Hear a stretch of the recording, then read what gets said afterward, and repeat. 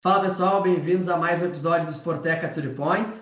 E para o nosso papo de hoje, tenho o prazer, tenho a honra de conversar com o Nuno Mena, ele que trabalha na Sports Alliance, ele vai explicar um pouquinho mais o que ele faz e o que a empresa faz. Né? Ele é Business Development de Portugal, da Espanha, e também atua na América Latina. E, então, queria dar as boas-vindas para ti, Nuno, é um prazer tê-lo aqui conosco hoje. Tá? Então, seja muito bem-vindo ao nosso espaço.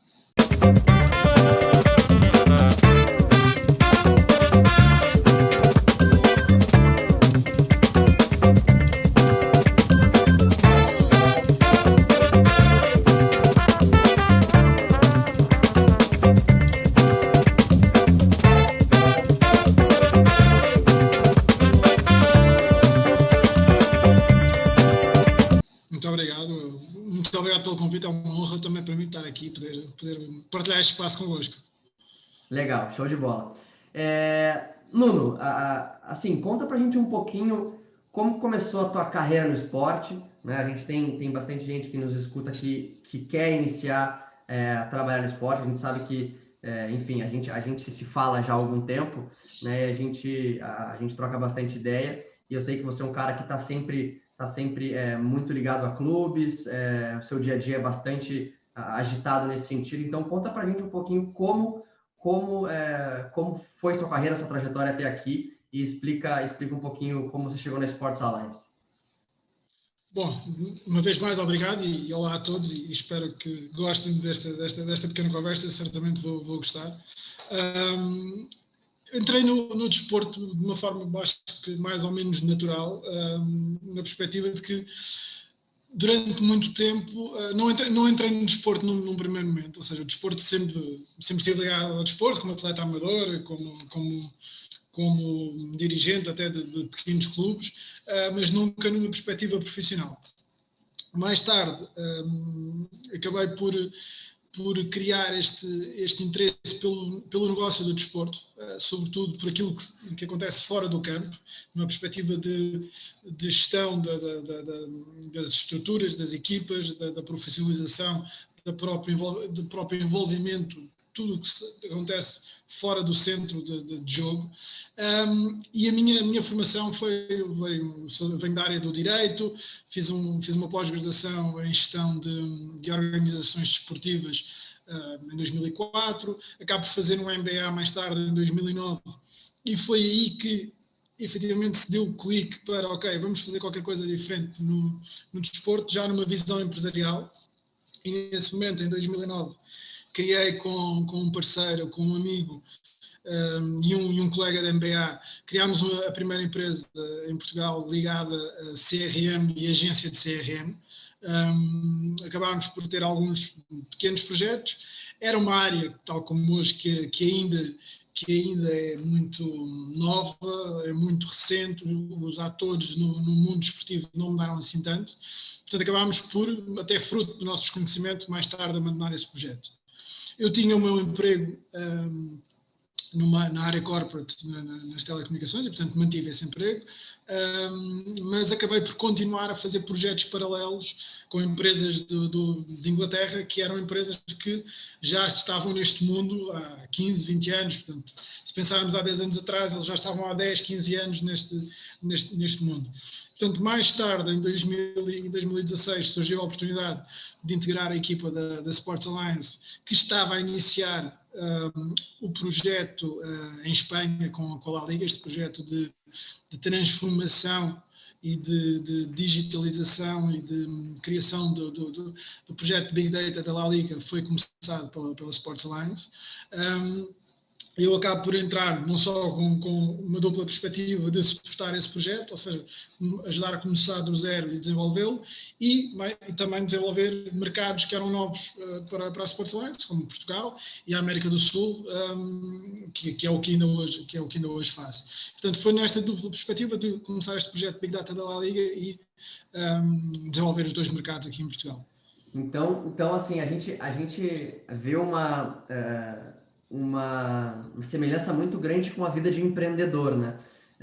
Para quem quer trabalhar no esporte, porque você tinha um emprego regular, né? E você mantinha digamos, a sua paixão em projetos paralelos, até que esses projetos paralelos se tornaram tão grandes que permitiram com que tu fizesse isso da vida, né? Isso tem uma semelhança muito grande, né, com a vida de empreendedor. Serviram para ganhar experiência, para conhecer o meio melhor, ou seja, não foi entrar e agora percebemos disto tudo, não, o desporto e sobretudo o futebol é um meio muito fechado, e há que conhecer e criar o networking e criar os relacionamentos, e não é por termos muitas vezes a melhor solução, a melhor oferta que vamos conseguir ter um determinado tipo de contrato, mas é muito semelhante, se quisermos, a um processo de tentativa e erro, tentativa e falha, até chegarmos a um projeto que há de ser um sucesso. Portanto, não deixei de ter a segurança de ter um emprego regular e, portanto, normal, se quisermos, mas continuei a trabalhar até que a oportunidade surgiu, um pouco como os jogadores que vão sendo utilizados de vez em quando e um dia a oportunidade surge e de repente a carreira dispara. Portanto, foi nessa perspectiva, sim. Legal. E o meu ponto era mais ou menos tentar comparar o fato de trabalhar no esporte tão diferente para muitas pessoas que pode ser comparado a empreender, né? Porque é um desafio enorme, né? Tem barreiras importantes a serem vencidas e muito legal a tua história. E, Nuno, falando agora de Sports Alliance, explica para a gente um pouquinho, você comentou que começaram com a La Liga, né, com um projeto grande com a La Liga, mas explica um pouquinho para a gente o que a Sports Alliance faz, quem são alguns dos clientes, quais são as áreas de atuação, explica um pouquinho para a gente continuar nosso papo. Ok, de uma forma muito resumida, a Sports Alliance é uma startup de 19 anos,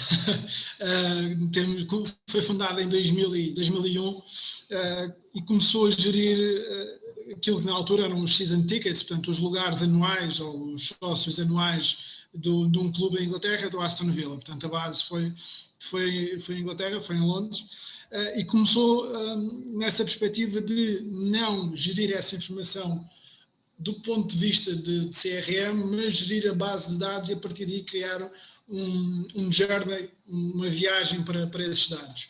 Uma viagem que fosse lógica e permitisse conhecer cada uma das pessoas, relacionar com elas e comunicar de uma forma objetiva. Ou seja, não tanto numa perspectiva de cliente, mas numa perspectiva de torcedor. E, portanto, foi a partir daí. Essa foi a base.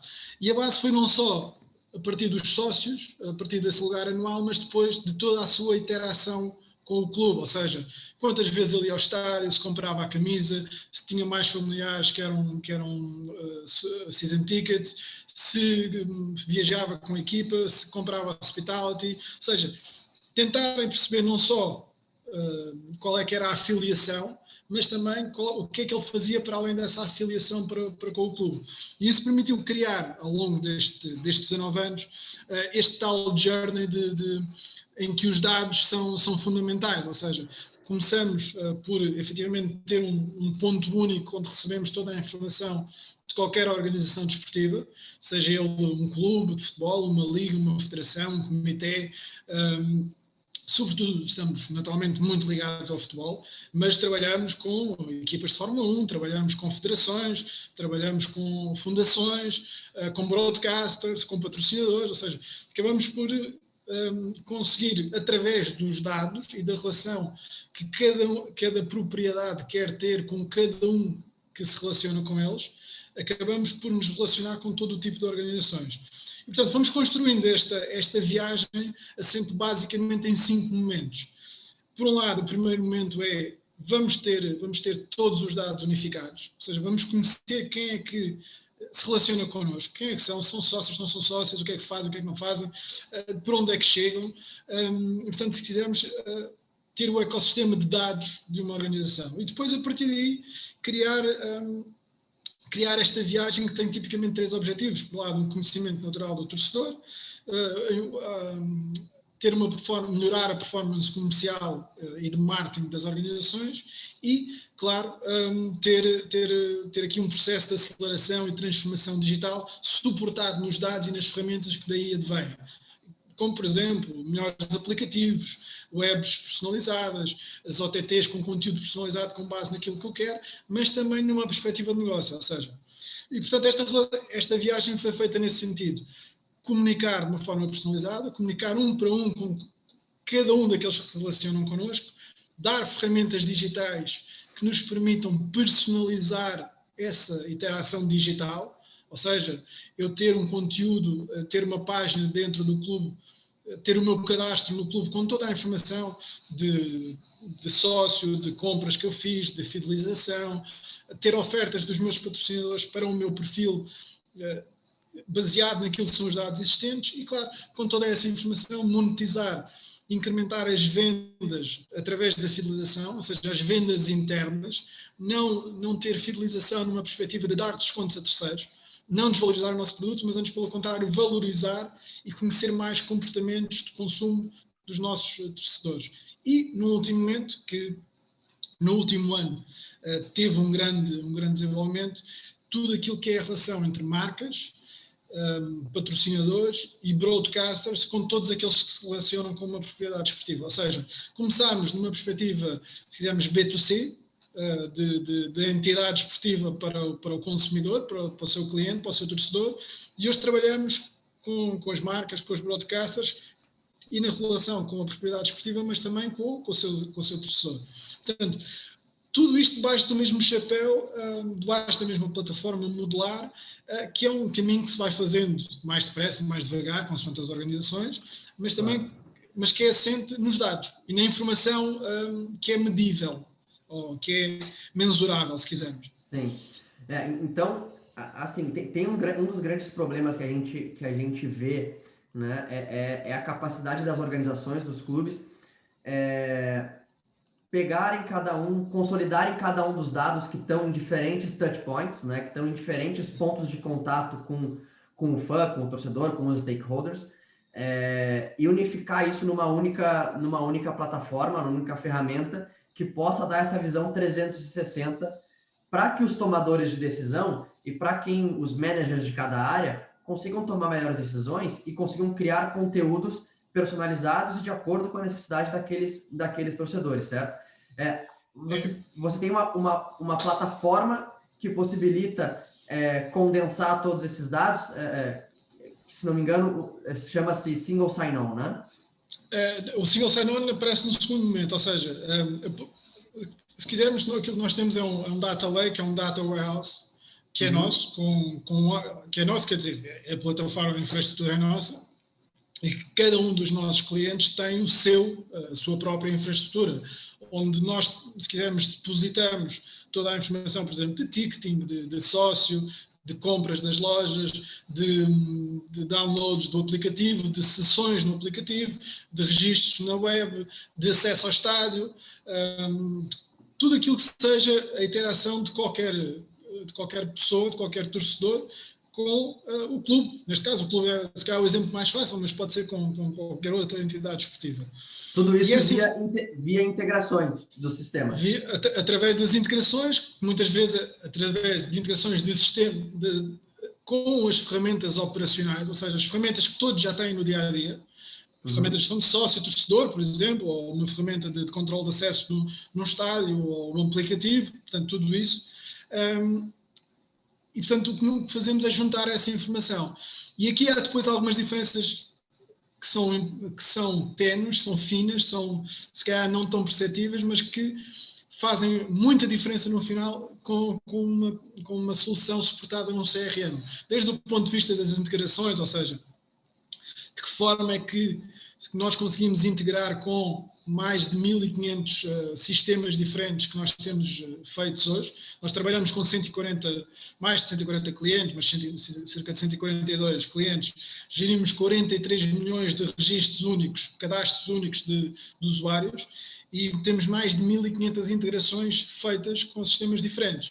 Portanto, tivemos que desenvolver a capacidade de, ao longo deste tempo, naturalmente, fomos aprendendo também, de tentar standardizar ao máximo esse processo de integração. E por isso é que abordamos aqui a utilização dos dados numa perspectiva comercial e de marketing e não numa perspectiva de IT. Ou seja, nós temos muitos exemplos de clientes que têm os seus data lakes, onde despejam para lá toda a sua informação interna, mas depois não sabem o que onde fazer com eles, numa perspectiva de negócio, numa perspectiva comercial, numa perspectiva de gerar valor para a organização. O single sign-on, como me referias, é uma segunda etapa. É depois de nós termos toda esta informação consolidada, o que é que nós vamos querer fazer? Vamos querer dar uma experiência de utilização do usuário, vamos dar um user experience o mais simples possível e ao mesmo tempo coletar a maior quantidade de dados possíveis. O que é que fazemos? Vamos criar um ID único onde vamos juntar as diferentes identidades digitais daquele torcedor, seja na web do clube, seja no aplicativo, seja na loja online, na área de sócio-torcedor, na OTT, numa ferramenta de um parceiro que tem user e password, ou seja, unificar todos os cadastros digitais debaixo do cadastro do clube. Isto permite-nos o quê? Nós sabermos que o Nuno está cadastrado dentro da conta do clube, se quiser a partir daí faz a compra de uma entrada para o próximo jogo e ao mesmo tempo recebe a notificação, olha, nós sabemos que tu não compraste a camisa, aproveita e compra já a camisa porque compraste a entrada. Isto permite-nos também coletar dados mais objetivos. Permite, claro, personalizar a relação e esse é o ponto principal, ou seja, eu enquanto clube, federação, liga, seja que tipo de entidade esportiva for, eu quero personalizar ao máximo. Porquê? Porque a pessoa que está do lado de lá quer receber um conteúdo válido, quer receber um conteúdo objetivo, quer ter uma mensagem que sabe que é desenhada para si. Seja ele um e-mail, seja ele uma notificação no aplicativo, seja ele um pop-up quando abre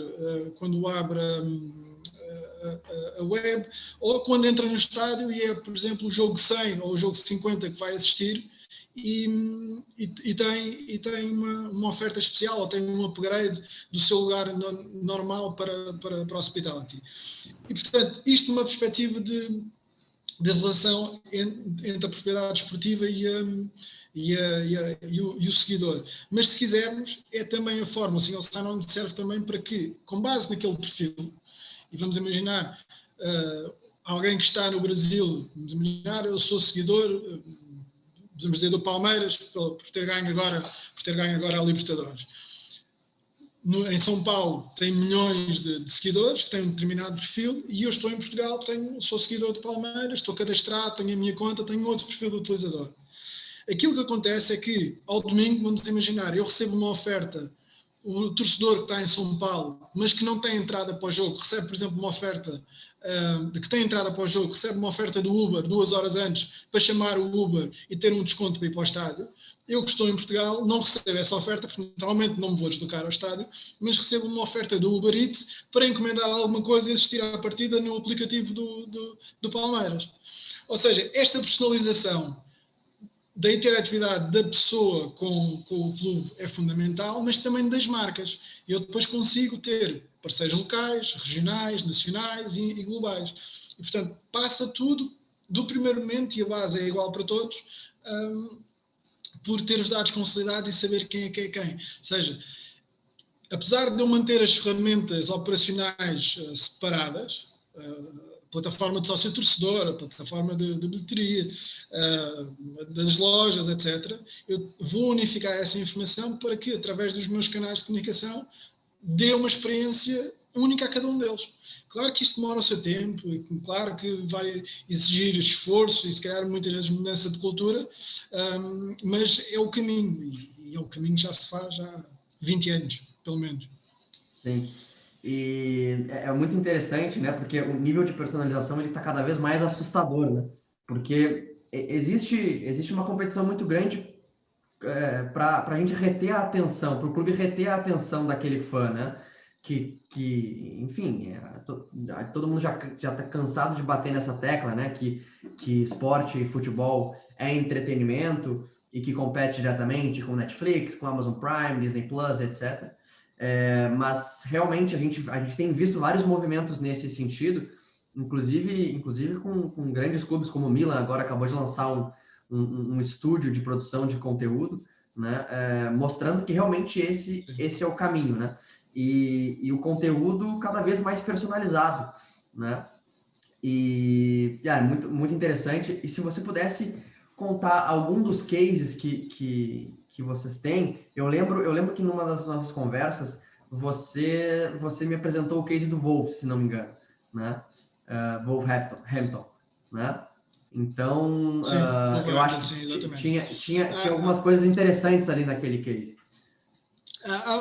Antes de ir aí, há um case muito rápido que tem a ver com, que até mais noutra perspectiva, não de clube, mas de liga e de centralização, que eu sei que no Brasil é um tema, como aqui em Portugal é um tema que cada vez mais acontece, não só dos direitos de televisão, mas da centralização da própria organização da competição e de ter aqui Uhum. alguns pontos de entendimento comum. Nós trabalhamos quer com a Liga Belga, quer com a Liga Holandesa, para além de outras ligas europeias, a Liga Portugal, a Liga e outras entidades. Mas em 2012, mais ou menos na mesma altura, as duas ligas decidiram fazer o mesmo projeto, que foi centralizar a plataforma de ticketing e centralizar a plataforma de gestão de dados, neste caso o FRM, que nós acabámos por ganhar. O caso da Liga Belga, e este é muito rápido, depois passo já para o do Wolves, basicamente o que é que consistiu? Todos os clubes têm a mesma base, que era a base da nossa plataforma, todos os clubes têm o mesmo sistema de ticketing. Para quê? Para passarem do offline para o online, coletar dados, crescer em termos de registros e personalizar essa informação. O que é que isto significou? Significou que em 5 anos eles passaram de 500 mil registros para 3 milhões de registros. E significou que com essa personalização, com as mesmas ferramentas, ou seja, a base das ferramentas ser igual para todos, e significa que eu saio de um clube, vou para o outro, mas as ferramentas que eu vou ter são as mesmas, significa que a taxa de ocupação dos estádios passou de 50% para 75%. Venderam-se por época mais 800 mil bilhetes, dando ferramentas digitais, mas dando também uma personalização nessa mensagem. Portanto, esse foi um impacto direto em termos de ligas. O caso do Wolves é um caso diferente. É um caso Só um de... comentário. Feliz do proprietário da empresa de ticketing que ganhou esse bid aí, né? Lá Não, em. diz, desculpa, agora custou um pouco, desculpa. Não, tava me referindo que feliz os proprietários, os donos da empresa que ganharam a concorrência para ser a empresa de ticketing da, Sim, da sim, sim, sim, sim, federação, sim, da sim, sim, sim. federação holandesa, da Sim, sim, liga, sim, né? sim, sim, sim. Eles fizeram um RFP e regularmente fazem esse RFP para que continue a ser a mesma empresa, mas fazem um RFP regularmente, 3 em 3 anos, salvo erro. O caso do Wolves é um caso diferente. O Wolverhampton, toda a gente conhece, mas é um clube, se quisermos, médio. É um clube que nos últimos 15 anos esteve provavelmente 5, 6 vezes na Premier League, teve várias vezes no Championship, inclusive desceu à League One, mas trabalha connosco há cerca de 10 anos. Nestes 10 anos teve sempre um crescimento do banco de dados relativamente estável, ou seja, cresceu a uma média de 15, 20% ao ano. Há cerca de 4 anos eles decidiram investir em ferramentas digitais. Ou seja, já tinham a nossa ferramenta, já tinham uma base de dados consolidada de cerca de 600 mil cadastros, e o que decidiram foi muito simples. Ok, vamos criar a conta do clube, vamos implementar o tal single sign-on que estávamos há bocado a falar, ou seja, que vamos unificar todos os ativos digitais debaixo do mesmo ID, ou seja, eu quando crio a minha conta vou associar depois as contas das outras webs, dos outros ativos digitais, e vou com isto personalizar a experiência. Permitiu também o quê? Permitiu que eu, ao criar a conta com o meu login de Facebook ou com o meu login de rede social, possa converter aquela audiência de seguidores que eu tenho nas redes sociais, que me são desconhecidos, em usuários conhecidos. Porque eu recebo o nome, recebo o e-mail e, portanto, posso comunicar com eles de uma forma direta. O que é que isto significou? Para já, toda a unificação da identidade digital, mas depois a personalização da mensagem com cada um deles. Significou, em termos de receita, que basicamente tivemos 3 tipos de usuários. A base da pirâmide, se quisermos, que são aqueles que nós tínhamos um e-mail para comunicar, mas não tinham conta do clube, e esses mantiveram o gasto médio anual em relação ao clube. Depois tivemos aqueles que tinham um cadastro do clube, e esses aumentaram o seu gasto médio em 50%. E depois tínhamos aqueles que têm o aplicativo do clube e a conta do clube. E ao ter o aplicativo, têm, se quisermos, toda a comunicação sempre no bolso. Toda a comunicação direta, toda a comunicação personalizada, todas as notícias, maior interação, ou seja, o grau de interação é muito elevado. E nós temos, até recentemente apresentámos algo sobre isso, mas é impressionante como se passa de 30, 40 interações ao ano, ou seja, as interações físicas, para 500, 600 interações por mês através dos aplicativos. E é isso que é fundamental explorar. Significou, lá está, nestes últimos que tinham o aplicativo e a conta do clube, também um gasto médio em 50% por cada pessoa. O que é que isto significa em termos de números, só para as pessoas terem uma ideia? Os que estavam na base da pirâmide, estávamos a falar de cerca de 10 libras, portanto, ao câmbio de hoje, 65 reais, sensivelmente, por ano. Aqueles que estão no patamar intermédio, que são cerca de 120 mil, gastavam em média cerca de 65 libras, mais ou menos 400 reais, 450 reais por ano, por pessoa. Mas os que estavam naquele patamar superior, que eram 50 mil, passaram a gastar 225 libras, passaram de 150 para 225 libras. Significa que estes 50 mil geravam cerca de 11 milhões de euros, mais ou menos 70 milhões de reais, que era sensivelmente 40% do gasto médio direto dos torcedores do clube. Ou seja, aquele pequeno, se quisermos, nicho, não é um nicho, mas aquele pequeno nicho de 50 mil usuários significa quase metade das receitas diretas com fãs torcedores do clube. Para além da receita direta, permitiu-lhes crescer esta mudança de paradigma para, ok, vamos ter ferramentas digitais e vamos ter uma comunicação personalizada, permitiu-lhes conquistar o mercado internacional e permitiu-lhes passar de 10% para 35% em 3 anos de torcedores internacionais. Ou seja, é um crescimento brutal, porque eu fui buscar às redes sociais e passei a poder saber quem é que são estas pessoas das redes sociais que comunicam comigo. Passei a ter uma comunicação em espanhol, uma comunicação em inglês e uma comunicação em chinês ou em japonês, já não me recordo. Mas, ou seja, comecei a criar clusters e segmentos de torcedores. Comecei logo a segmentar pelo idioma e a adequar a mensagem, etc. Portanto, todo este processo de investimento em ferramentas digitais é tão ou mais importante que muitas vezes investir num jogador. Ou num outro... É mais sustentável, né? Claro. E não está tão dependente da bola entrar ou não. Legal. Não, o case é fantástico. O aplicativo deles é muito legal também. Se eu não me engano, é no aplicativo do Wolves que tem aquele ranking de quanto o torcedor viaja durante a temporada, né? E tem o ranking dos torcedores que mais viajam para acompanhar o clube, né?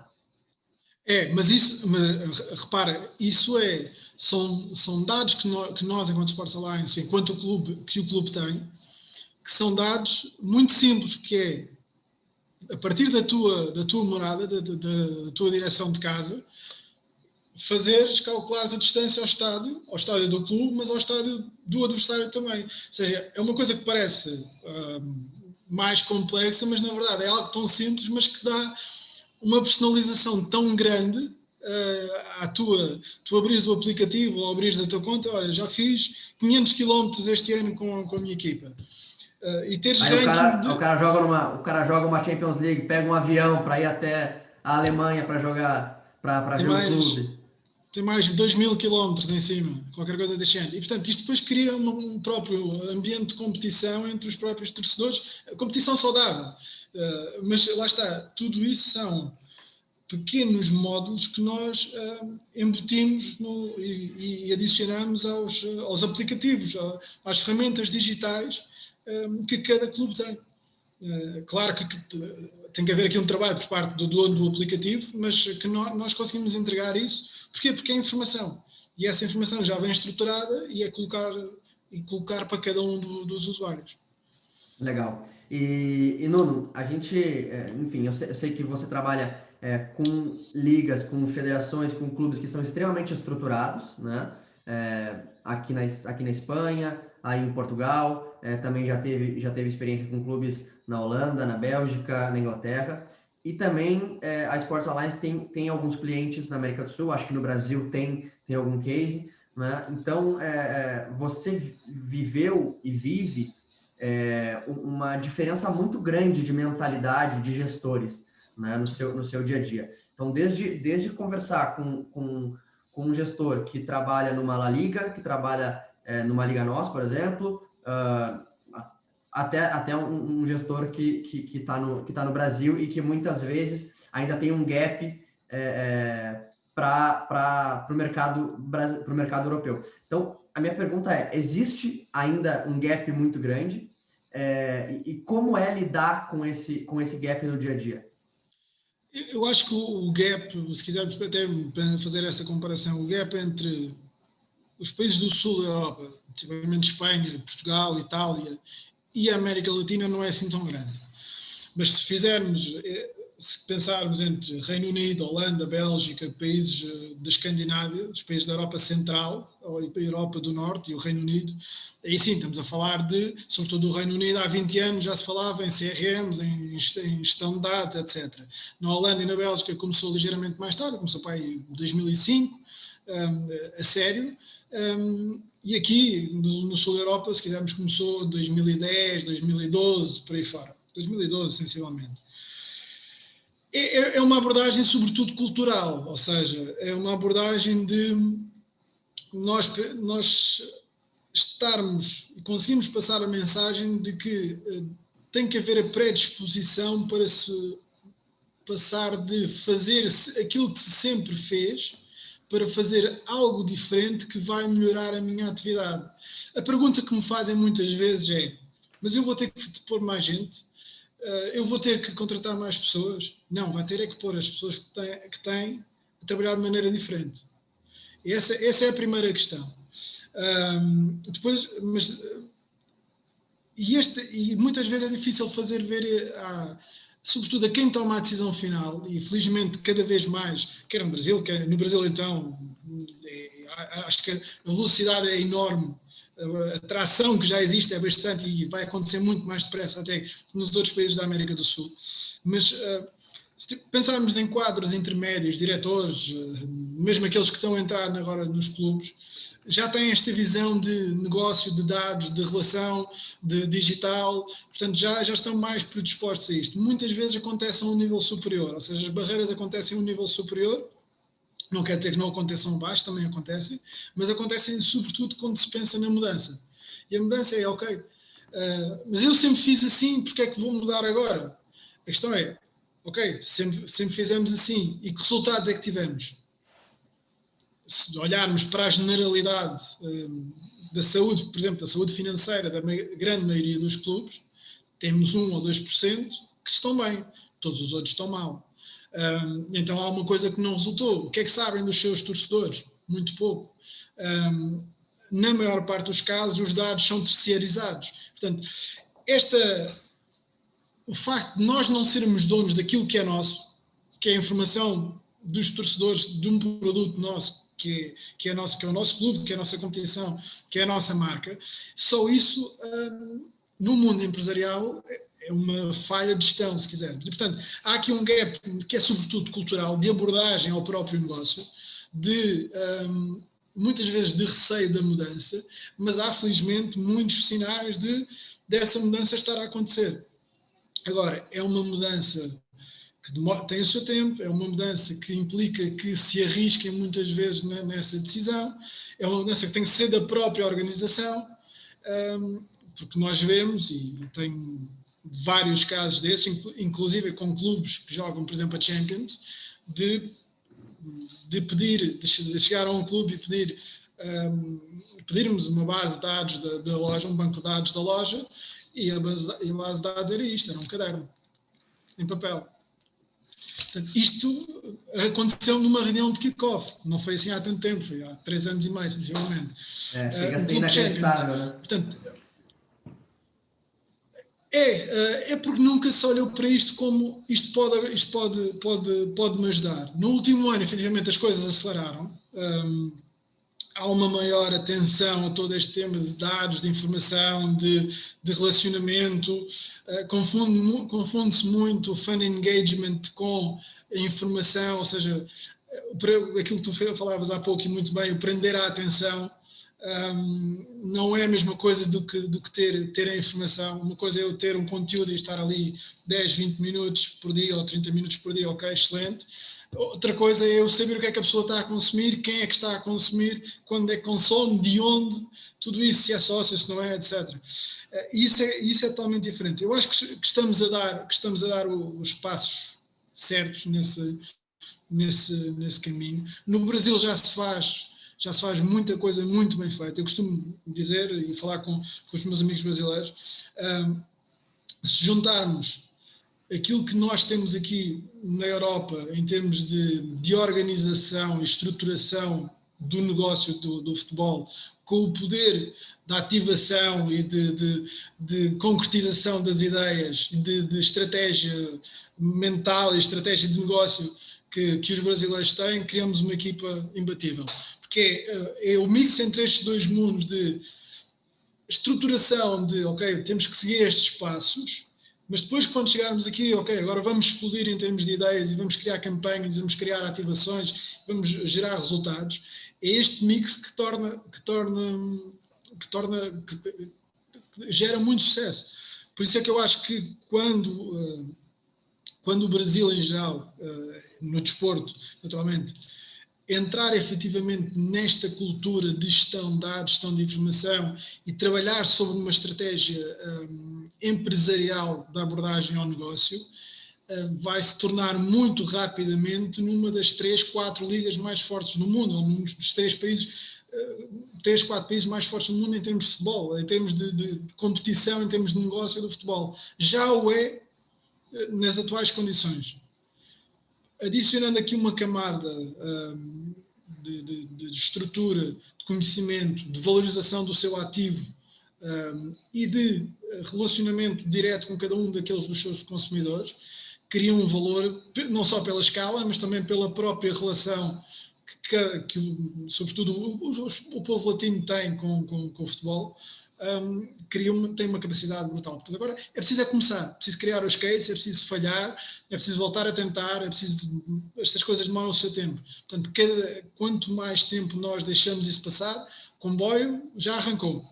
E agora temos que o tentar apanhar antes que ele ganhar muita velocidade. Perfeito. Bom, você respondeu duas perguntas numa só que eu ia fazer. Cara, muito legal o papo. E assim, a gente tem esse desafio agora, né, de fomentar e de acelerar esse movimento de desenvolvimento de soluções tecnológicas e de inovação para o esporte, esse movimento de fomentar a Sports Tech no Brasil, que é algo que é um dos nosso core business. Então, assim, tem muita startup que nos procura, tem muita startup que nos assiste, que nos consome. E a minha consideração final, assim, minha pergunta final é se você pudesse dar uma dica para essas startups que estão começando e que tem essa barreira de entrada em clubes, em entidades esportivas em geral, porque é algo que é natural no esporte, né? E isso no Brasil, por ter sido durante muito tempo uma gestão totalmente política e ainda a gente vê uma mudança, mas ainda devagar. Então a barreira ela é maior de entrada, né? Então qual a dica que você daria para as startups que estão começando para apresentar suas soluções, para poder construir cases e a partir desses cases crescer os seus negócios? Tocaste aí perfeitamente, ou seja, que é a construir o case. A questão é como é que vamos construir o case. Há aqui um fator de sorte no meio disto, naturalmente, mas que não é o mais relevante. Tem que haver total resiliência. Não vamos ouvir muitos nãos. vamos ter que ter muita paciência. Eu, por exemplo, só ao fim de 4 anos é que fechei o primeiro cliente com quem falei em Portugal. O primeiro clube com quem falei em Portugal, só ao fim de 4 anos é que se tornou nosso cliente. E já nos conhecia, já nos tinha visto e tudo mais. Mas, portanto, eu acho que, sobretudo no caso das startups, façam um bom trabalho de casa, tentem conhecer quem vão abordar, ou seja, tentem saber o máximo possível sobre o clube, sobre a pessoa, sobre a cultura do próprio clube. O que é que tem, o que é que não tem, o que é que acham que pode fazer falta. Apresentem uma solução, não criem um problema. Ou seja, não vou chegar lá com algo que pode criar um problema interno, muitas vezes.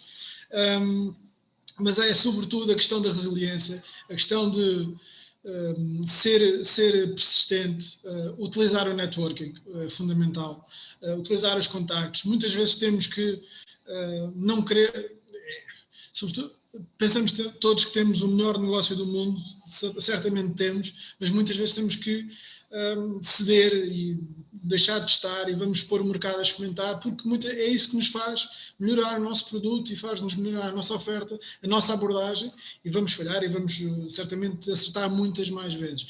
Mas se tivesse que dizer duas ou três palavras, seria a resiliência, a persistência e o networking. Acho que são fundamentais, e o conhecimento de com quem está do lado de lá. Esse trabalho de casa é fundamental, porque cada vez mais qualquer gestor de qualquer clube ou qualquer entidade esportiva tem dezenas de solicitações por dia. Portanto, a minha vai ter que ser diferente. Da mesma forma que a tua e as dezenas de startups, centenas de startups que existem no Brasil, e eu algumas tenho a felicidade de já conhecer, têm capacidade. É a questão de colocar, do storytelling, é a questão de criar muitas vezes essa necessidade. Portanto, é um mix de conselhos, mas é procurar adequar a mensagem e o discurso à pessoa que está do lado lá, sobretudo.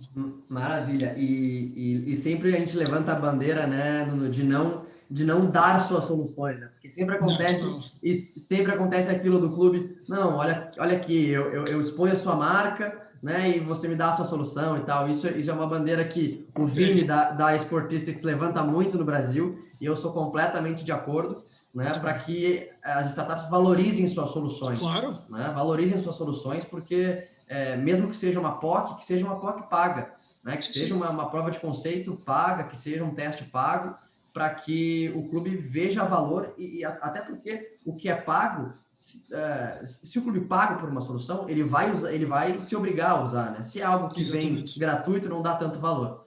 Então acho que também é por aí. Né? É totalmente. Se não houver alguma troca, que não é a visibilidade, se não houver troca de valor, não há compromisso por parte do clube. Não há risco. Se não houver risco, não há compromisso, não há envolvimento, não há nada a perder. E, portanto, não há valorização, como tu dizias bem. Perfeito. Bom, Nuno, queria agradecer muito o teu tempo por ter batido esse papo aqui com a gente.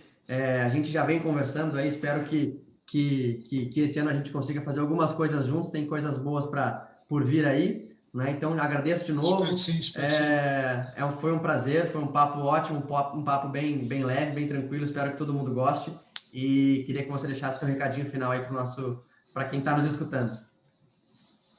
Em primeiro lugar, agradecer naturalmente. Foi excelente a conversa, adorei. E acima de tudo, quem está deste lado da tecnologia, quem está ligado ao desporto, que siga a paixão, que neste momento não se afaste, que cada vez mais nós, enquanto torcedores, enquanto adeptos, somos fundamentais para esta retoma que vem aí.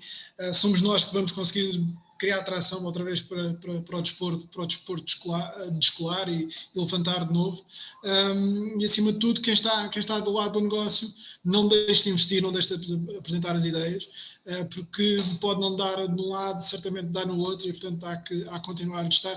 E a competição que cada vez mais se vê, e isso é um facto muito, muito relevante, a competição que cada vez mais se vê em termos de tecnologia no desporto, e é aquilo que nós falamos, é ótima para o desporto como um todo, para a indústria desenvolver, e é bom que haja competição e ela seja saudável. Mas, acima de tudo, que fomentem o desenvolvimento do desporto e que se divirtam.